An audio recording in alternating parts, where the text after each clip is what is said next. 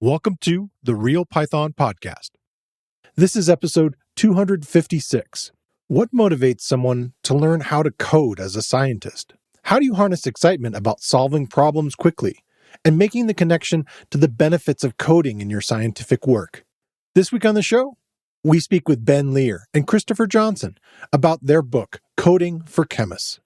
Christopher is an associate professor of chemistry at Stony Brook University. Ben is a professor of chemistry at Penn State's Eberly College of Science. They're longtime friends who decided to collaborate on a book after discussing the challenges of teaching coding to chemistry students. The book targets chemists or other researchers who want to streamline common workflows with Python. The book covers core Python concepts, data visualization, and data analysis topics by sharing common problems encountered in chemical research and presenting a complete Python-based solution to each problem. We discuss how they collaborated on the book and decided what libraries and tools to include. We cover how LLM tools have affected classroom teaching and require new techniques to reinforce learning. We also dig into what motivates students to learn how to code. All right, let's get started.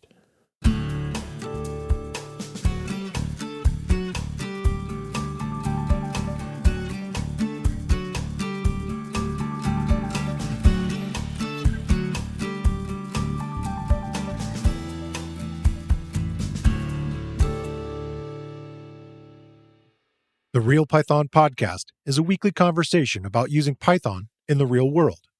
My name is Christopher Bailey, your host. Each week, we feature interviews with experts in the community and discussions about the topics, articles, and courses found at realpython.com. After the podcast, join us and learn real-world Python skills with a community of experts at realpython.com. All right. Well, I'm excited to talk to Ben Lear and Christopher Johnson about their book that they're writing. And Ben, you reached out to me initially here. Tell me a little bit about, well, partly where you work, and then maybe we could get an idea about how you started using Python in chemistry.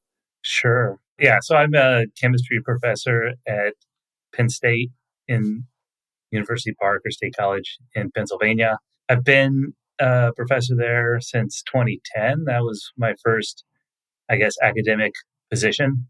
And then sort of the way things work, if you go the academic route, is you go to graduate school and earn a doctorate. And then from there, most people would go and do what's called a postdoc. It's kind of like an internship. Yeah. And so the reason I say that is probably when I started coding Python was during that postdoc. Okay. In around 2007-ish. So when I had been a graduate student, we sort of did everything in Excel. And there's a lot of frustrations with wrangling data in Excel. Yeah. I think like many chemists still today, you just sort of dealt with it and accepted that life was hard and miserable, and this is how it was supposed to be. And then I had a friend in the lab I was working in who got data where it was like almost every other row needed to be discarded, but not always. And this was for like thousands of lines. So he was going through by hand and sorting this. Oh, wow. Yeah. And I was like, this can't be the best use of your time. This can't stand. Yeah. And so then I was just like, I had this dim understanding that people could code to solve problems like this. And I just, read a bunch of stuff on the internet to figure out how to solve this for a friend and really enjoyed doing that. And so from there, I think I explored I did a lot of financial modeling because I was sort of interested in the stock market at the time. And then I started this position, and at that point realized that a lot of the data analysis that we were doing in the group could be streamlined or done even better. I mean, more than streamlined. Like you could do data analysis that was useful and important and could not really be done in Excel. And so that's really where I jumped completely in to be like, okay, we could do things that we normally would not be able to. And that was really the impetus. Yeah. Awesome. So Chris, tell me a little bit about your background and how did you start using Python in chemistry? Sure. Yeah. So I'm also a chemistry professor at Stony Brook University out on Long Island in New York. And although actually by training, I'm a physicist. So all of my research basically has been in chemistry labs, but all of my degrees are in physics. And actually, in some ways, maybe not ironically, but fittingly, I got my job in graduate school with the lab that I got my PhD in because I knew programming. Oh, the group that I worked in did you can think of it kind of like particle physics experiments, but on molecules instead of subatomic particles. okay. And it produced just tons of data. And so they had all of this sophisticated data analysis software that had to, it took minutes to tens of minutes to run to sort through all the data. And you had to do it over and over again. And I had a background in coding from way back. I mean, actually, I guess the first time I ever wrote any kind of code whatsoever was sort of discovering that if you don't put a floppy disk into an Apple II, then it pops up a basic prompt and you can type stuff into it and it does things. Right. And so this was as a elementary schooler, I didn't do anything impressive or interesting back then. It was just sort of noted that it was interesting that you could tell the computer to do things. Yeah. Most of my early programming was on a TI-82, writing little games to entertain myself during math class and things like that. Yeah. Most of my programming experience actually was Fortran and physics, I think still, but certainly in the 2000s, everything was Fortran. Wow. And so I'm the classic, you can write Fortran in any programming language kind of programmer, to be honest. Okay. But yeah, so I didn't really get into Python. I mean, I ended up writing a bunch of different stuff. The lab that I was in, the data analysis software was in Pascal. And so I had to learn some rudimentary Pascal for that. And then all of the data, so that was data acquisition. Data analysis was in this thing called IDL, Interactive Data Language, that's made for dealing with large data sets. It came out of NASA. And then MATLAB. And then it really didn't start doing anything with Python until probably late 2000s. And at that time, it was just, for things that I did, it was too slow. I kind of it was oh, this is neat. And I kind of like the syntax, but it's too slow. I just didn't deal with it. And so really it hasn't been really, I guess, since till 2020, where I've been mostly writing code in Python and converting a lot of old MATLAB code over into Python. Maybe I can jump off of that a little bit, Chris, the idea of it as far as being slow, as far as the data sets, the sizes of those things. And I'm guessing the improvements in a lot of the libraries have helped with that. I don't know if you're using things like polars or stuff like that, where there's this sort of inflection of Rust and these other things inside of Python that are sort of speeding up a lot of the data science tools. Is that part of the experience? I think that's maybe part of it. So I don't use anything sophisticated, actually. I think, honestly, the thing that has, I think 2007 era Python on modern computers would be fast enough. The nice thing about the science, the computers just keep getting faster. Yeah, the data isn't really necessarily any bigger. And the computers are faster, so I think it would be no problem now. But back then it was an issue, and so I don't think it's really even a Python problem. It was just that IDL was really designed for doing this, and MATLAB to a reasonable extent too. And I think Python wasn't quite there at the time. Yeah. You guys are working on a book together. I'll have that in my introduction to talk about it a little bit. But who had the first idea of this? Was this a joint idea, or did somebody bring it to the other person? Well, so I've been teaching a class that's basically programming for chemists since I started in 2014. Okay.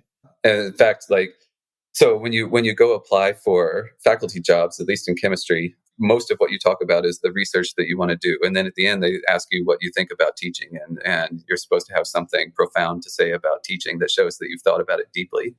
But not being a chemist, I didn't really have a lot to say about teaching, not being a trained chemist, right? I haven't taken a lot of chemistry classes. A lot of what I've learned sort of backwards. Okay.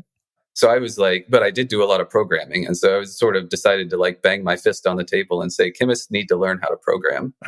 And the department thought that sounded like a pretty good idea. So they're all right, now we hired you, go do that. And so I made this course in 2014 in MATLAB at the time, actually.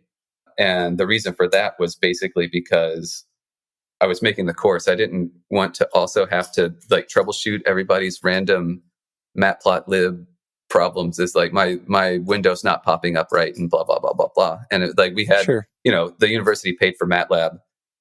Part of that was we paid for somebody else to help them with their computer problems. And so that was really what drove the decision. But it just became too clear that in the last 10 years or so, like there's just the ecosystem for chemistry in Python has gotten so much more robust that like I was doing the students a disservice by teaching them MATLAB. And so I was talking to Ben about this, and this was at this time Ben was developing stuff for his own research in Python as well. And I was complaining that there was no good resource for teaching chemists programming, no good text to use. I basically had to invent the class from scratch. And it's just kind of like many of our ideas, like building air hockey tables from scratch and things like that, it snowballed into something that was much bigger scope than we originally imagined. Yeah. So I think it was actually Ben's idea to write the book. I'll blame him. Yeah. I think that's fair. Yeah. I mean, just for a little bit of background, Chris and I are oldish friends, I guess. We met in grad school. Yeah. So we've been friends since 2005. Okay.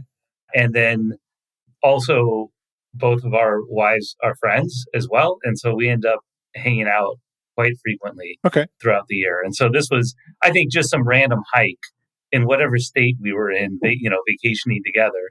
And he was talking about the class. And I was like, oh man, like I bet you people would like a book on this. Yeah. So that there would be like a resource targeting chemists. And then, here we are now. Awesome. Yeah. Yeah. I from what I could get from the resources you've sent me so far, it's still in progress. By the time this comes out, you guys are still developing a lot of it, but your plans are to have it out, I thought, in August. Is that right? That was the plan. Okay. So sorry if I'm stepping on something. No, edit. Oh, no, it is. So our publisher... It was the plan as of yesterday. Yeah, basically. I think. Yeah, so our publisher got sold to another publisher. Oh. And so the time frame has shifted on the book. So it's probably spring now. The book is pretty close to done, from our perspective at least. Okay. Yeah. So I would say we were at the point where we were not expecting to do much more on it. All right. Well, I mean, definitely we'll put placeholders in for all this sort of stuff. And you guys have a website that has some of the information that people can kind of follow along. I feel like part of the goal is to write the book not only for students, but in some ways for teachers to have the resources to prepare their students. Would that be right? Yeah, it's really I guess there's three audiences. There's students and teachers in a formal class setting. Okay. And then there's people who are going to self-teach, because not every university is necessarily going to offer a course like this. And so I think probably the bulk of the audience of the book will be self-teaching, like students self-teaching to help themselves out with coursework, and probably more likely students to self-teach to help them out with research. And then I think the book also should be even outside of the academic setting for people doing, working in chemical industry. The book should be pretty accessible for the kind of workflows that those folks are likely to routinely see. Okay. So I have a couple of things I wanted to kind of dig into. One of them is you had this line that you shared with me in the original email, Ben, about as science becoming more digital, the need for basic programming skills is ubiquitous now, that it's just needed. What do you mean by that? I guess I mean that even since I was in graduate school, the amount of time that a practicing chemist will be sitting in front of their computer has increased quite a bit. Okay. I was probably the last generation of people who went to the library to read the journals when they came out. Okay. And so when I started, there wasn't really even great tools for, let's say, doing a literature search online, let alone thinking about getting data and manipulating data. And so a lot of that, again, was done with tools like Excel, but people would print out the results and you would talk about those results in printed out pages and things like this. Yeah. Which, I mean, like, I even used a chart recorder in graduate school. I mean, it's because our actual instrument broke and I had to cobble together this chart recorder to get the data I wanted. But I did data processing where I chart recorded something and cut it out on a piece of paper and weighed the paper to integrate, So, but now nobody has these sorts of chart recorders anymore or anything like that. So everything is going to be digital. Everything is basically accessible, I would say, in chemistry and like a CSV file. That's sort of like the lingua franca, I guess, of chemistry data. Sort of. Although I guess I would say, I mean, one of the problems with chemistry being digital is that, or becoming more digital, is that a lot of stuff is like, you get a lot of things. A typical chemistry workflow is you use 7 different instruments made by 5 different companies that have like, Sure. 19 different proprietary formats, not all of which are plain text. And so in some ways it's getting more digital in a good way. It's getting more efficient to do things, but then you get a sort of less efficient menagerie of data coming out of it that like becomes more and more opaque, I think. I mean, at least with a chart recorder, you could just look at the data.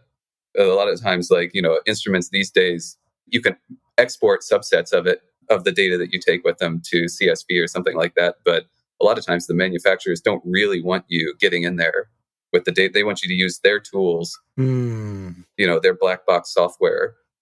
Interesting. To work it up. So, yeah, 2 questions there. I can't picture what a chart recorder looks like. That's very. It's just like it's like a pin that it's like a plotter moves in X and Y. Yeah. Yeah, exactly. Yeah, that's exactly. But it's able to do like big vertical.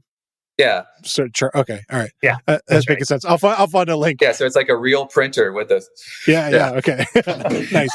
And then the other one is going off of what you just said, Chris. This idea of proprietary equipment wanting you to stay within their whatever environment or by their family of tools. Are you finding ways that they will speak CSV, or are you having to wait till you get everything processed? I'm guessing the machine's attached to a computer, I would imagine. I don't know if they're all just like a computerized interface with like their own. It's so funny because anything could be a computer today, right? Your watch is a computer and so forth. Yeah. So is it something that is like that, where it attaches like a USB port into a computer and then you use their proprietary software? Or is it a standalone machine that is a computer? It's kind of all over the place, actually. And one other thing, like chemists will be using instruments that could be anywhere from 0 to 40 years old at this point for doing active research. Depends on the lab and the age of the lab, I guess, huh? Yeah, it goes anywhere from like literally connected by a serial cable. Okay, with adapters and whatever today. Yeah, exactly. USB to serial adapter and all this kind of stuff, all the way up to like, modern instruments. You can like, look at the data on your phone. Oh, okay. And so it's all over the place. Yeah, you could like Wi-Fi connect it. Yeah. Okay. And then I guess like, there's a few problems with this. One is you have to, there's all these different proprietary formats. That's sort of a barrier to getting the data. But if you attempt to work within sort of the ecosystem of this particular software, you're limited by whatever the designers of that software envisioned that you might want to do. And it's sort of odd because the whole purpose of doing science is to like work at the very forefront of what people can do. Right. And then you have this sort of artificial limitation that people just accept. And so, one of the motivations, I guess, is thinking about what could you do if you didn't have somebody else limiting what you could do, but instead you had this larger toolkit that would let you work up data in a way that maybe people hadn't thought of before, that could give new insight. Yeah. So it sounds like the workflows change a lot depending on the equipment that you're working with. For sure. I mean, in the end, you can get a data set. Yes. Hopefully, if it's not printed out. But then again, that could be scanned in or something like that. But, the optical character recognition is good these days, right? Okay. So, it's getting better all the time. Yeah. What were we going to say, Chris? Sorry.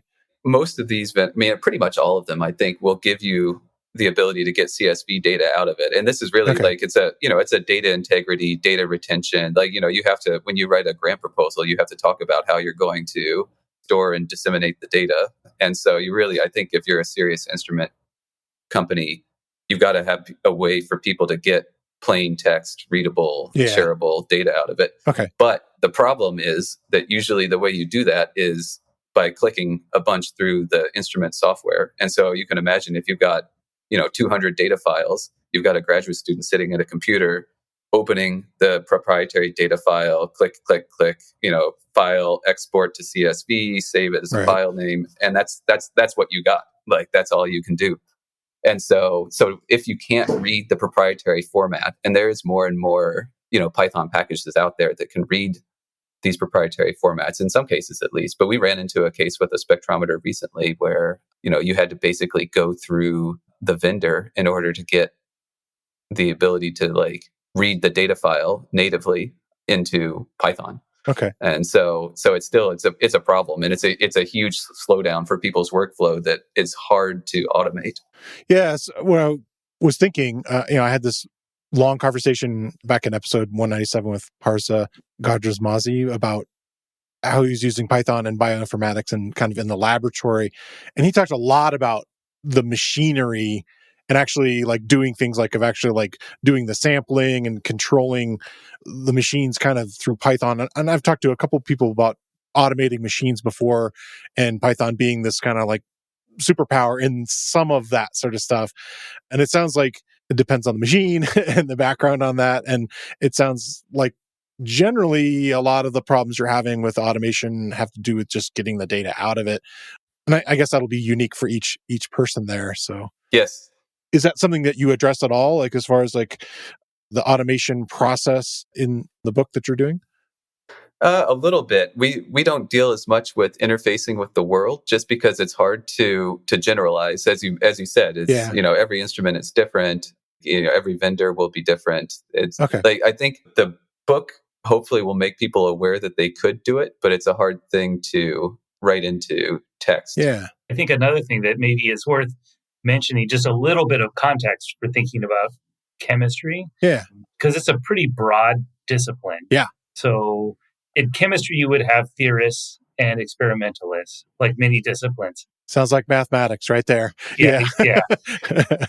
And most of the theorists work on computers. And so, they already, by virtue of the sort of research they do, will know to code. Okay. There's also within the experimentalists, what I think a lot of chemists might call themselves synthetic chemists, people who make things. And, that's when you envision bubbling beakers and things like this. That's the synthetic chemists. And then there's physical chemists who might build their own instrument. Like Chris is one of these people. And, he'll have instruments that are machined out of blocks of metal that he designed. And so, you have some flexibility in how they're put together. But also just by virtue of needing to build these machines, people will have some confidence there in coding as well. Yeah. It's sort of on the synthetic side of things where I think those are the chemists, and Chris can correct me if I'm off base on this, but I think that was the audience we really had in mind. People who don't, by virtue of their research, have this introduction to coding. Where we could help solve their problems. And so the reason to point that out is because most of those chemists are not instrument builders. And so they're not making the instrument in the same way that these bioinformatics people are building robots and figuring out how to do this parallel experimentation. This is something that is coming, I guess, to the world of synthetic chemistry, but it's not there yet. And so it's still yet a very specialized skill. And we're trying to target a bigger portion of currently practicing chemists. Yeah, I feel like it's more in the realm of data, quote unquote, science. Yeah. And thinking about it from the perspective of this audience of chemists are going to need some unique tools in this case. And so maybe what does Python bring to that, in this particular case for you guys? So the way the book is structured is actually sort of to help chemists along with this. Because one of the things that we've noticed is that chemists sort of know that programming would be helpful for them. But they don't know exactly how. This has kind of been the experience. And this was the experience, when I first started teaching the course that this book is intended to be used for, I taught it much more like a standard computer science course, just with chemistry examples. And so, we basically went through topics in the order that I was taught when I took CS in high school or something like that. And you would get to the end, and the students were happy because they were learning programming and they wanted to do that. Right. And then, my big idea was at the end, they were going to have learned all this programming and they were going to choose a project, like a sort of 4-week long project where they were going to build an actual thing that would help them do their actual chemistry. Okay. And so in the first couple of years, we got to the end, and then students were like, all right, so what should I do? I was like, no, that's what you want to try to figure out. And they're like, yeah, but we don't have any ideas. And that was very depressing. It was like just undermine the entire point, right? Yeah. Interesting. They didn't have a problem they wanted to solve with it. Like they couldn't quite visualize it. Yeah, I think they couldn't make the connection between the basic building blocks of programming. Like this is a variable. These are like the data types. This is like control structures, yada, yada, yada. Right. And I have this, like, it would be really great if I could take 50 spectra and plot them together and find which one has the strongest peak in this area or something. I don't know. Okay. Yeah. And so the course evolved a lot, and a lot of it was through talking with Ben over the years, evolved a lot into really being in the context of problem solving for chemistry first. Yeah, that makes sense. So the book basically follows a student. It has this sort of odd narrative structure to it for a textbook. I think our publisher was like, this is the first textbook that we've ever seen that has dialogue. The book really tries to get the students to see themselves being able to solve actual chemistry problems first, and then learning the coding that they need in order to solve those problems. Okay. And so it's like just-in-time coding education, basically. Yeah. Which has made the books, like the order of topics in the book, really weird. Like it was completely unrecognizable as a computer programming course. Or a chemistry book. Yeah, both. Yeah, for sure. Yeah, that's right. But the whole goal is to give them clear examples of like, here is a problem that you almost certainly have that your avatar in the book is solving using coding. Okay. And then by analogy, some other similar problem that they actually have in their own research that becomes much more transferable. And the sort of end of semester projects have gotten much better and much more creative as the courses evolved to this sort of style of teaching. That's cool. So you were able to sort of use it in classroom and test these techniques out. And you did similar kind of narrative things to try that out? No, the narrative thing is new. Okay. But the sort of the order of topics and the context has definitely more and more merged. Like the book and the course are converging quickly, let's say, in the sense of, being problem first, coding second kind of approach. Yeah, I like that. I have learned many tools over my time of being in and out of computers and technology generally. And I feel like, and you have this background more in the computer science realm. You've mentioned several languages and stuff that you've learned over time and so forth. And so I think that you would be able to picture this problem and say, okay, I see what the puzzle pieces are that I'm going to use to assemble to fix this thing. I think that's really kind of fascinating. And it is a hard skill for somebody who doesn't have that background and doesn't realize it. Like, well, again, kind of going back to the beginning of the conversation, we just use Excel and we, bang against it here and so forth. And it's like such a bad fit for most of the circumstances you're sort of getting into. So I find that really fascinating. Well, a lot of another sort of practical element of it is a lot of chemistry graduate research and undergraduate research and things like this is just triage. Yeah. And so you've got the tool that you've got that you know is going to work and you can use it right now, or you can invest time to develop new skills that you can probably make a tool that you can use in the future. But what your advisor is doing is breathing down your neck because he wants to publish a paper and you want this data tomorrow. And so you just basically throw up your hands and say, all right, well, I'll just spend all night clicking in Excel. Yeah. So it's like data cleaning, like I guess one of the sort of premises that would be big in there. Yes. Okay. Definitely. Yeah. It's data cleaning, data presentation. Okay. Yeah. No, it's entirely and not only that, but the sort of common chemistry workflow. We always make a joke about this whenever we talk about this. Involves you have one instrument, and to get from that instrument to the plot often will involve 5 different pieces of software. Where basically one you use to process, do initial processing of the data, and then the second you do some more sophisticated processing of the data. And then third is like some graduate student 10 years ago wrote some MATLAB script that nobody knows how it works, and it only runs in MATLAB. So you open up MATLAB to do this one thing. Right. And then some other graduate student had some way of like plotting it in Origin. So then you open up Origin to make the plot. But then Origin is kind of annoying to make the plot look exactly the way you want. So then you export that to like an EMF file or an SVG file, and then open it up in PowerPoint and adjust all the fonts and so make it pretty. Yeah, so you can see how this. I wish this was a joke. No, I get it. I can sense it because I've seen that happen. As an office worker, I've seen people do the same sort of hoops. It's just more specific. But yeah, there's like, Tom made this tool 12 years ago and we still use Tom's tool. Yeah. I don't know how it works, but it just does its thing. One of the things I wanted to ask you about that I thought was interesting is you talked about how teaching for an audience changes how you teach Python. And I think there's a bunch of stuff there because you've mentioned that there's several audiences for this book. But in your particular case, how has, Chris, you've had more experience classroom-wise, it sounds like, in teaching computer science stuff and Python. How does teaching for that, like in classroom kind of thing, change how you teach Python? Yeah, so like one of our guiding principles on this was that everything that we teach them needs to be immediately useful. Okay. So that there has to be an immediate payoff.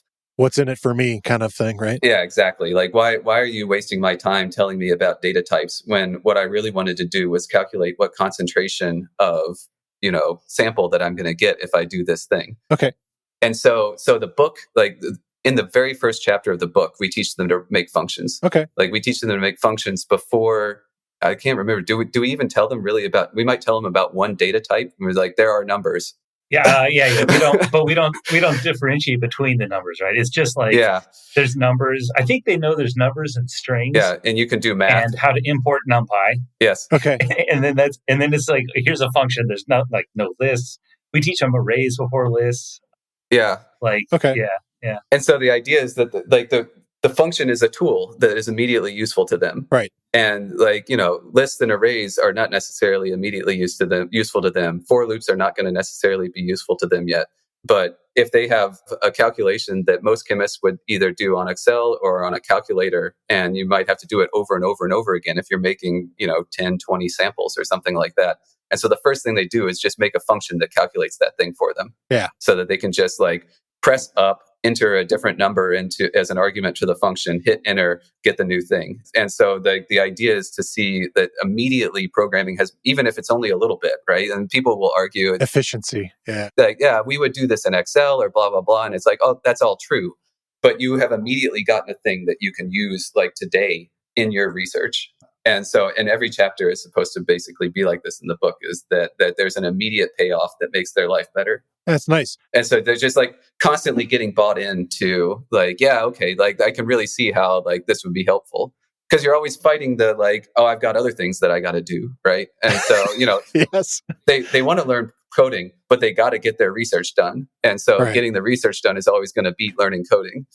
Yeah. So if you can figure out this investment of time equals this, and so forth.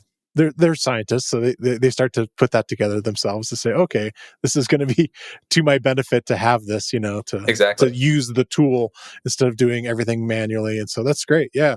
I've met a few different authors that have done something similar, this idea of give them what they need to know to do this task. Don't try to teach them everything, because that's one of the problems I have with a lot of coding books generally, personally, is hey, we're going to teach you the entirety of everything. Well, wait, no. You got to know that it has 13 of these things. And it's no, because the person's their eyes are going to glaze over and they're going to go do their work or whatever. So I like that. Do you shift into that other mode eventually, as you go, or is it kind of throughout the book? This is a problem. Here's this technique that we're going to learn to solve it throughout. For the most, there's a supplementary sort of set of chapters at the end that are more kind of cleaning up loose ends. Because one of the things about this structure, one of the problems with it is that there are huge holes in things that would be good to you don't need to know them to solve the exact problem in the context that's presented in the book or in the example in class. Yeah. But you should still know it. Like, it's going to be important to know about more details about converting back and forth between numeric data types and things like that. And so there's another, maybe like probably a quarter of the book is sort of more of these like mopping up the details that didn't fit into the narrative context. Okay. That are there. Yeah. Trying to make a more cohesive resource that somebody could read on a particular topic. Yeah. Well, I think that's something that happens naturally too, that once you've started to use this thing and found its usefulness, you go, well, what else can this do? Yes, you might want to learn the rest of it. Has that been your experience with the students? Yes, I think for sure. And the students will come to me with things that they found that they're like, can we learn about this thing? And like half the time I have to say no because there's no time. But it's really it's at least rewarding to see that like even like, a quarter of the way through the semester or something, they're saying like, oh, I was reading about this other thing that's like really relevant to my work. And it's like, that sounds great, but I can't teach you that because one, this is the first I've ever heard of it. And two, like we just don't have the time for it. But that happens a lot more in this sort of like new approach than it did previously. Yeah, it sounds inspirational, if you will, in that sense that they're going out and finding these things, and that's the best kind of students. They always make the class for you generally. Yes. Yeah. So, and I mean, there's also like the resources that are out there on the internet, and with like sort of AI chatbots and things like this are so extensive. Yeah. That I think like if you have some clue about what it is you're trying to do, you can learn it, right? And so it's this like enthusiasm gap or this buy-in gap that's important to get people over that hump of like, oh, I can do this and it does solve problems. And so then it's worth my time to go try to figure out how to do this thing that may not be in this book or in this course. Yeah. Yeah, I mean, the first step is really just getting to the it doesn't have to be this way stage. Like there's a whole lot of like, this is just the way it is. This is how we do this. Yes. Yeah. And so if they learn literally nothing else other than it doesn't have to be this way, and ChatGPT can help me make it not be that way, right, then I consider it success. That's interesting you bring up the AI stuff, because that's, I think, one of the biggest problems with it is the direction. People not having a direction when they go and they start talking to something like that. So if you can kind of at least get people orientated, in a particular direction, like teach them how to ask the right questions and like think about the problem a little bit, as opposed to just like having it just, regurgitate something to you, which is, I think, kind of that weird balancing act that I have a little trouble with it sometimes. So yeah. And your students are, over the last 2 years, I'm guessing, are using these tools pretty often. Oh yeah, I mean, it's ChatGPT. Like I'm going to completely change the course this year because ChatGPT can solve all my homework problems. Like you just give it the homework problem and you get a solution that's correct. Okay. And so it's useless now. Like homework is useless. So you have to really think about how you're going to change that. Yeah. Yeah. So we're just going to do a whole lot more in class. Like we're basically going to go back to programming with pen and pencil or marker and marker board and like walking through what are the values of all these variables on iteration 1? What are the values of all these variables on iteration 2? Because they can type it in, right, and get an answer, and it looks great, and it has the main way I know that they use ChatGPT is because it has good comments. I mean, relatively good comments at least. Yeah. Right. That's funny. And it doesn't have some of the idiosyncrasies that Chris and I have in our own coding. Yes. That they would have learned from the book. And so like those are missing of like, oh, you didn't do it. You did it the way the internet said to do this, not the way we said to do this. Yeah. And to some degree, like that's like, I don't want to make the case that that's bad at all. Like, we were joking when I forget who came up with the term vibe coding. Yeah. But it's like, we're totally like training vibe coders here. Right. But to an extent, at least. But then you have an extra layer of this on top of it in science, which is you have data integrity, data retention policies. Like things need to actually be correct. Yeah. So this is my sort of like caution on this is like I use ChatGPT constantly to help me with code. Like we use ChatGPT a lot to help us write this book. Like in terms of saying like what are some other contexts where somebody might use this programming topic, and a significant amount. The book has a library that goes along with it that has tools that would be commonly used by chemists, and a significant amount of that library is written by ChatGPT. Okay. But you can't just trust it. And this is the thing that we really have to work on in class, is that you either A, it could be wrong, B, it could be right, but only right for the exact problem that you're solving right now. Right. And so if you're trying to make a tool that you can use in research, and you know that it worked correctly for one experiment, then you don't know that you can trust it for the next experiment. It might be something where the AI is optimized in code that only works on this particular data set. Right. Especially if you're doing some numerical analysis or something where there has to be some settings for numerical routines and things like that. It might basically hard code in options that only work for a certain data set. And then if you don't know that, then you could just go and sort of blindly use that on new data and get the wrong answer, assuming that you got the right answer because you got the right answer last time. So yeah, I guess that would be literally a wake-up call. And I don't know if that's something you can teach per se in a class, to say hey, it's kind of like misinformation generally yes. in the world, and teaching people to look for it and look for what are the signs of it, and sort of understanding, the deeper context of what you're looking for. And to some degree, it's not new. I mean, scientists have been having oh crap moments about sure assuming that something had worked right that hadn't worked right for centuries. And we talked about using other people's code, right? Yes. Just a little bit ago, right? So, yeah.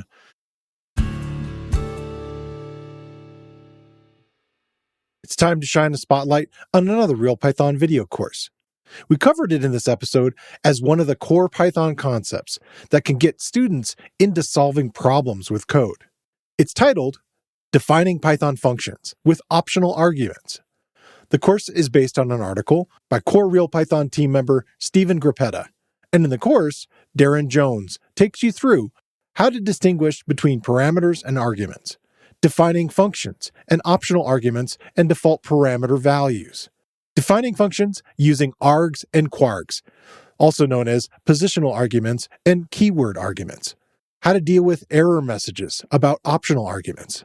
Mastering optional arguments will help you define Python functions that are more powerful and much more flexible.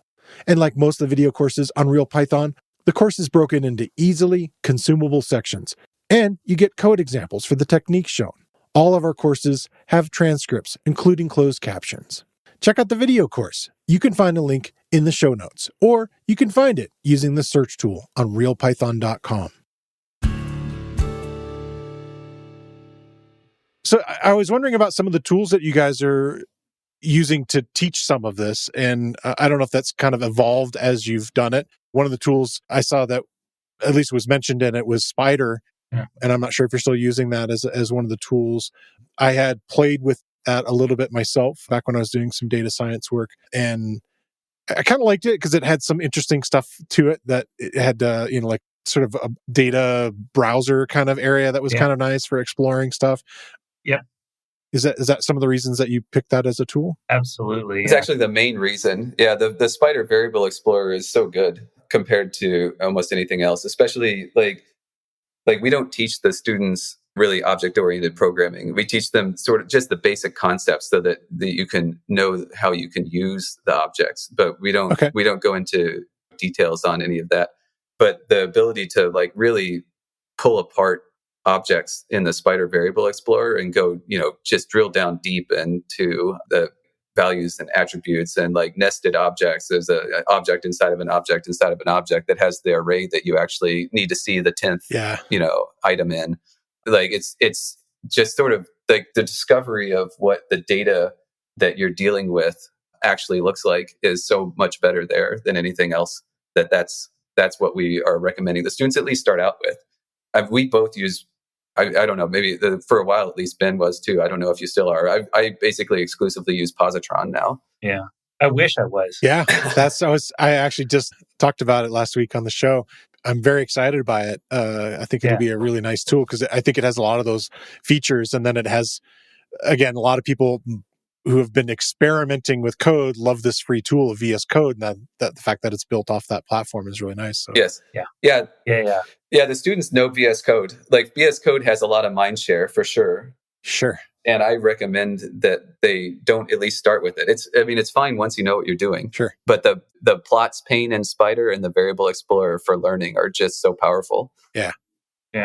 I mean, in Positron, I think the things that are much better than Spyder is a great tool, but the things that are better in Positron are that plot window is not a static plot, and so if you're using like us, we use Plotly as our core library for data visualization. So the interactivity is in that plot window. Yeah, it's a true browser in the sense that you can actually have the interactions with it, which is nice. That's right. And then, just like the convenience of being able to like use SSH directly in your IDE and stuff like that for working on like supercomputers is really nice. Yeah. Yeah, sweet. Be nice to have access to that. Yeah. Are you using notebooks at all in any of this stuff that you're doing? No. I mean, definitely not Jupyter. Okay. I think we had I would say the two things we were back and forth most on this book is the IDE. Yeah.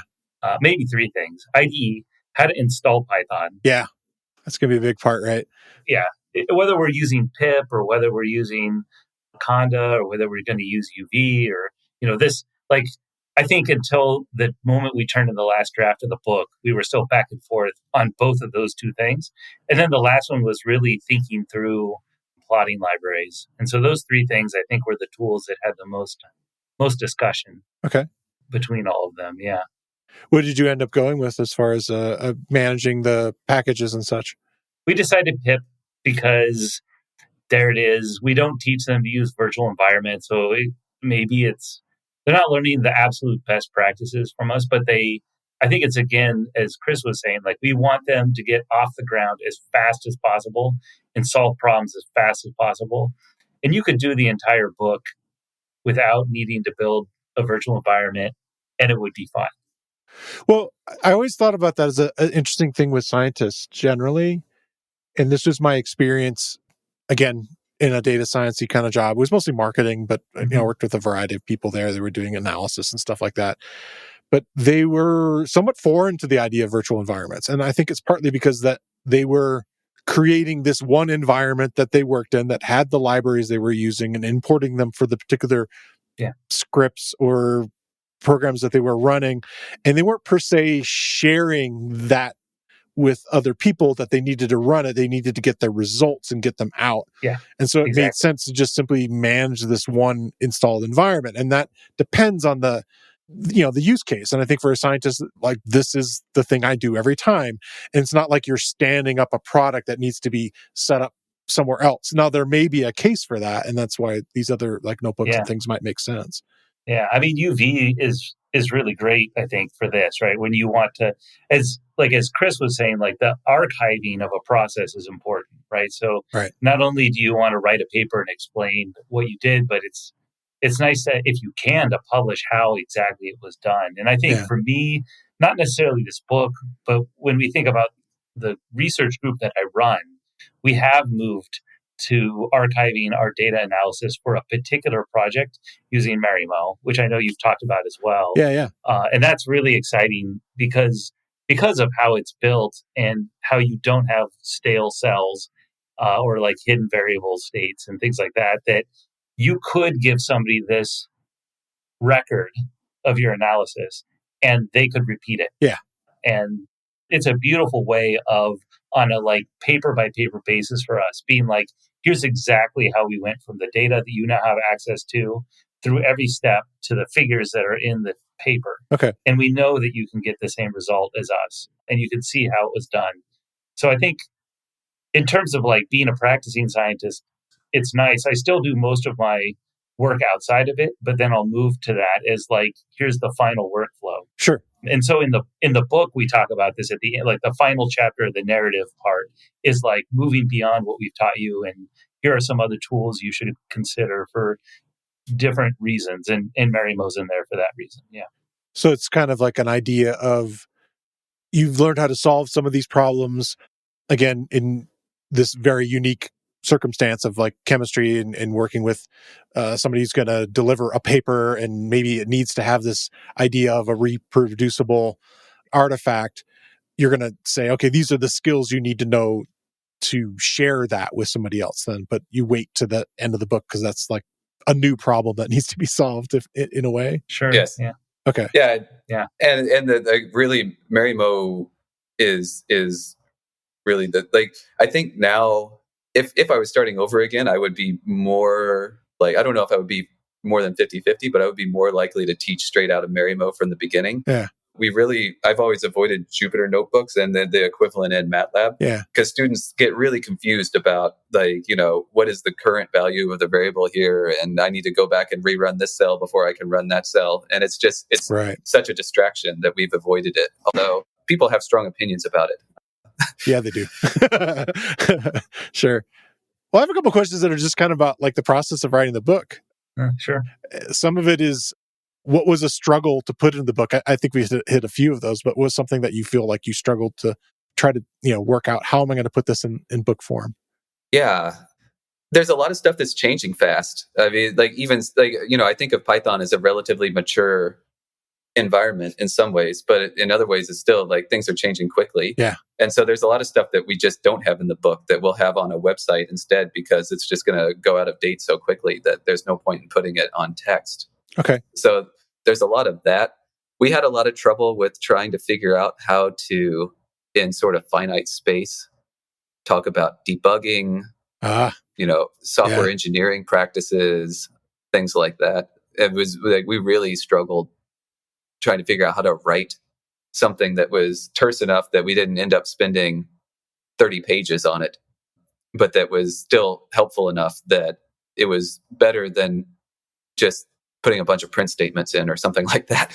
Yeah. Do you call out to other resources for people to learn more on that, or you just kind of give them the introduction to it and say, hey, this is the fundamentals of debugging, and we'll move on from here? Yeah, we link out to things. I can't remember. We probably should have a link out to some like definitive resource on debugging, Ben. We should probably think about that. We try to do it. We probably should add something. I mean, it's like one of the things that we tried to do is limit ourselves to where we brought some additional value. Yeah. And then to not reinvent the wheel when we didn't have to. And so I do think that things like debugging and software engineering, we couldn't figure out how to put in the book. And then we realized that part of that was because we're not actually, computer science educators. Yeah. And there are people who have resources on this. So we should just point people to good resources instead of trying to make a bad one ourselves. Yeah, that's hard. Yeah. Do you have anything on that, Ben? The idea of stuff that you struggled to put in the book? I mean, I think Chris covered a lot of it. As he mentioned before, we talk about objects and we use object-oriented programming concepts without really calling it out directly, because it felt like a rabbit hole that we were going to go down that we didn't need to. So that's something we talked about a little bit. And then I think the other thing, which isn't necessarily like that we struggled to put in, but it was because we didn't have an example that we could find about this like narrative structure of trying to like be like, here's a problem, let's solve it. Here's a problem, let's solve it over and over again. Yeah. So thinking through exactly, you've introduced a problem. We know what the solution is. What goes in between? Yeah. Like how do we get people, like what's the minimum amount of information so that somebody can read the solution at the end and understand it? And so I think a lot of our discussion was not necessarily how to solve the problem, but how to get a novice from understanding that there's a problem to like being able to read the code and understand how it was solved. Okay. Yeah. So the flow across those points. Yeah. Yeah. So there's a lot of fun, just fun programming stuff that we had to leave out, like, recursion and things like that, where like I would have loved to be able to teach them recursion, but we just didn't have a killer, use case for it in the flow of the narrative. And so we just said, well, if they're interested in general, they'll come across it eventually. And hopefully we've at least given them enough that they can figure it out when they find a different resource. Yeah, that makes sense. Well, this is kind of the flip side of that. What was something that you were very eager to share inside the book?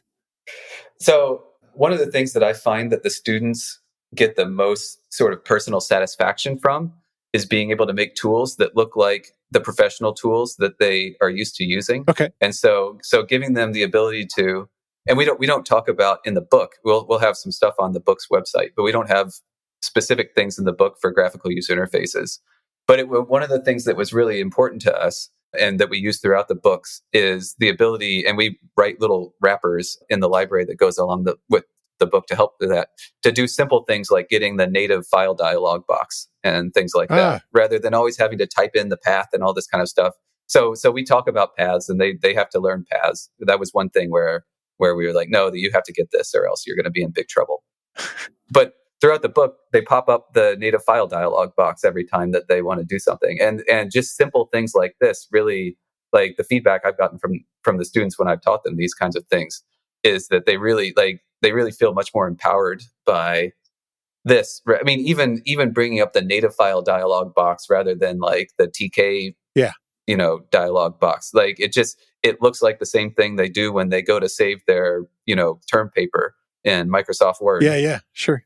And I just see them get satisfied by this. They like really feel good about it.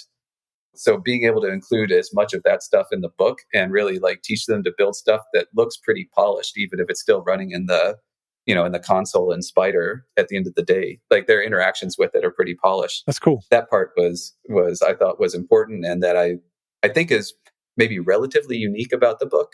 Yeah. It's funny. There's I was in education, I don't know how many years ago, but it was more post-secondary kind of stuff. And I was teaching, recording engineers how to use computers, because a lot of them were like, why do I need to know about computers? But at the time, we focused a lot about, organizational skills and stuff like that. And that's something I've heard from, and again, this is anecdotal stuff you see here and, news reports and stuff like that, the kids these days, they don't even know where they've saved their files. They have no idea. Like, is that something you experience? Oh, it's terrible. Oh, okay. I mean, I could go on about this for hours. I mean, they yeah, we don't have to, but I just wanted to clarify. Yeah, I think that the local maximum of like computer sophistication of 18 to 22-year-olds was about 2017. At these points, like the students, they just have, the significant part of the course that I teach and a non-trivial amount of the book is like, you have a file system and the file system has folders, and the folders have other folders, and your files are always in the folders, and you can get from one folder and students, they have no idea. I mean, they're just so used to, it's just like a wall of pictures on Instagram or something. Yeah. I think Apple ruined so many people's brains by just quit the program and it's saved, it's just, or whatever, like, it's all in one big cloud document as far as Google stuff. And it's like, oh Lord, and I can imagine something, as deep as science and chemistry and so forth, and working across all of these labs and so forth, just like the documentation and organization is so important. Yes. Then you add the computer. Yes. Yeah. And I mean, it's really amazing. In class, I have to sort of even explain your paper that you wrote in Microsoft Word. When you save it, it didn't save the paper. Like the paper doesn't exist anymore. It's just instructions. Yeah. So that next time you open up Microsoft Word, it reproduces the paper from scratch, from instruction, and exactly. They're just like, whoa. What? Yeah. Somebody just saw the Matrix. Yeah. I guess, Ben, the same question. Was there something else that you were eager to share? Yeah, I guess I was pretty excited about giving the students in the book and the course tools to plot data well. So another course that I teach that's not chemistry related is on the design of data visualizations. So sort of the marriage between data and graphic design rules. That sounds like a fun course. Oh yeah, I love teaching it, at least, and it's been a lot of fun for me to learn this. This is something I came into because of a graduate student who kept asking me questions like, why are we plotting things this way? And I had no good ideas. And so because of that, and learning from her, some of her thoughts, and then getting inspired to go read books, it sort of snowballed into this course, which has been a lot of fun. But then I think of like how much the defaults in a lot of plotting software get in the way.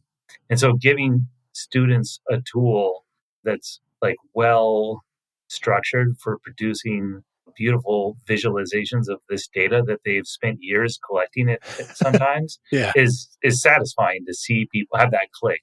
And so I think for me, even though we don't talk about the design aspects at all, just giving them something where I know they at least now have a tool built in and ready to use that can do this is great. Yeah, it was very important to us that when they produced final plots at the end of each chapter, that they look really nice. I mean, that is not just like default. Yeah. I think attractive stuff is so important to that. Like, Yeah. I want to share this with other people and it doesn't look junky.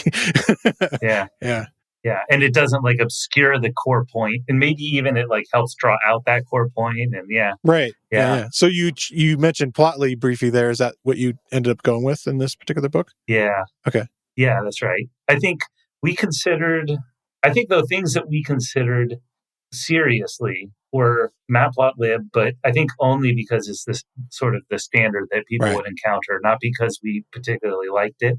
And there's a lot of things we don't like about it, which I'm not sure if we want to go into that or not. But no, I've done episodes about that. Yeah. Okay, yeah. Matplotlib, Plotly, Bouquet, I think, is that how you pronounce it? And then Bouquet, yeah, Altair. Okay. And because I think Altair is really nice. I really like Altair as well, of all of those. But because we also made the decision to not use pandas, Altair is like very I think it's beyond opinionated about pandas. I think you have to use a data frame. And if you don't, you can't use it. So that led us back to Plotly. And then the things that we liked about Plotly are that the figure object is persistent even after you show it, that it has this like native built-in interactivity. Yes. Something that we sort of learned to appreciate was the fact that you could save an HTML file that has the data in it. And so now you can send this to like a collaborator or your advisor and be like, just open this. This has the data. Yeah. You can explore it on your own. That's all you need. Tell the story. Yeah. Yeah. So these are the things I think we, and then we have a bunch of complaints about it, but I think overall, Plotly's great. Yeah. Yeah, there's always compromises. Of course. You mentioned something there briefly, and we're kind of getting short on time a little bit, but you mentioned that you're not using pandas. Yeah. Are you using something else for organizing the data across this? Just NumPy arrays.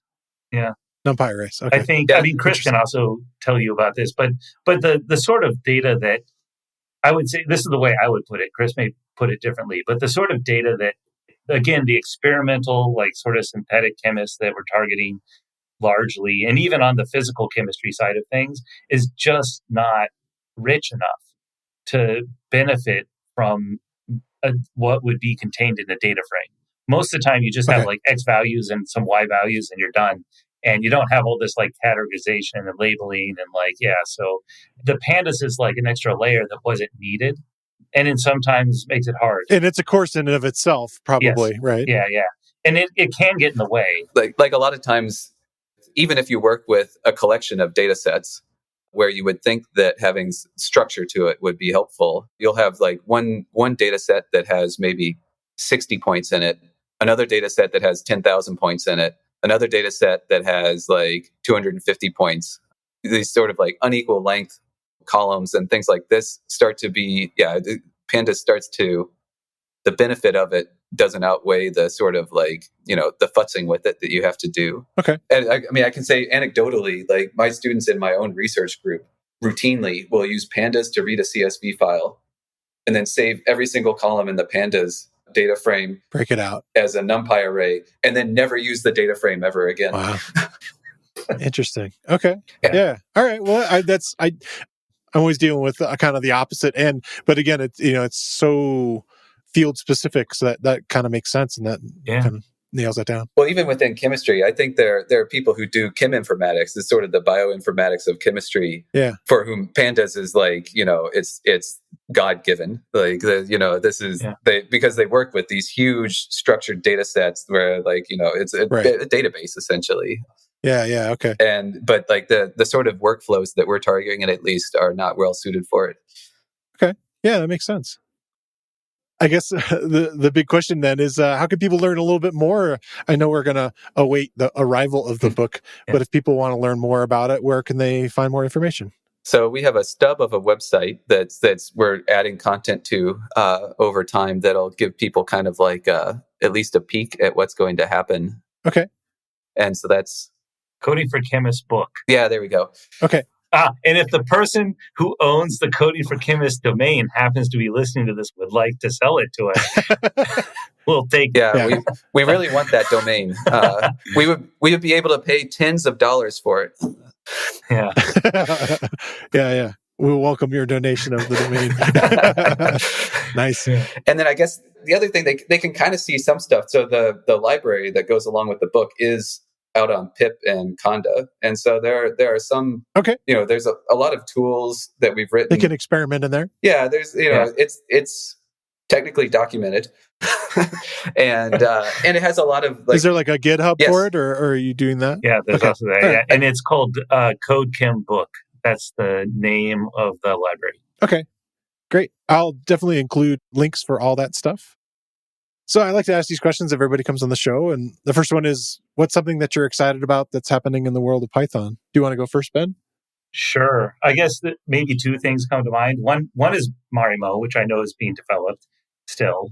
Yeah. And it's such a nice tool for documenting things, which is, I know not exactly, that was part of the inspiration, as I understand, but I don't think at that level that I'm thinking of as documentation. And so it's really fun to have this tool come out and think about how you might teach out of it and things like that.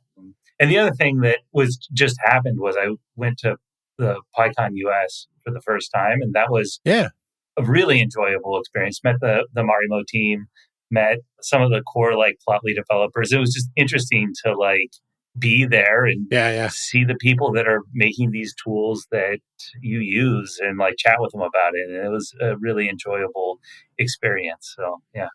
That's cool. Chris? I think for me, the thing I'm most excited about is the sort of continued development of lower and lower overhead to learn kind of graphical user interface stuff. Yeah. Like seeing how much the students respond to it and not having to spend nearly as much of your time managing the GUI. When I started programming GUIs in IDL, it was 3/4 of your code was laying out the GUI and defining how, and it was just, it got in the way so much that you almost were just well, screw it. I'm not gonna bother. And so having these really low barrier graphical user interface packages that are coming out and that work across many platforms and that are increasingly not that slow, so that you can do some relatively heavy lifting stuff in them, is really nice.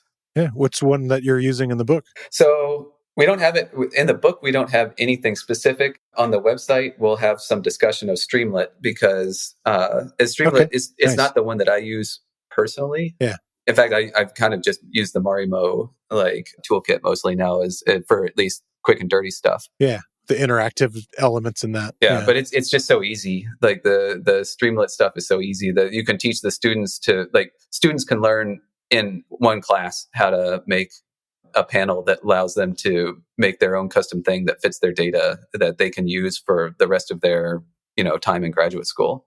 Nice. Reusable dashboard. Yes. Yeah. So this one is doesn't have to be about programming, but what's something that you want to learn next, Ben? It's a never-ending list. I think the thing I'm most excited about and I'm currently reading about is statistics. So I always feel like my knowledge of statistics is worse than I would like it to be. And so I'm always, so much of the research I do is on systems that you have to know statistics to really do it well. It's not always the case in chemistry, but for what we do, it is. And so trying to learn that. And in particular, I'm very curious right now on trying to understand the interrelations between the different probability distributions, right? So how would you go from a uniform distribution to a Gaussian distribution to a Cauchy distribution to an exponential? Chris and I were just talking about this last night. So that's something on the nerdy side of things. And the other thing is I'm currently on a road trip. And so I'm going to go to Quebec City in a few days, and I'm looking forward to eating some delicious baked goods and learning about that. Nice. Yeah, that sounds good. Yeah. Awesome. Any resources for the statistics stuff? the book I'm reading right now is called Statistical Inference, and I forget the author offhand, but that's the name of the book. And it's great.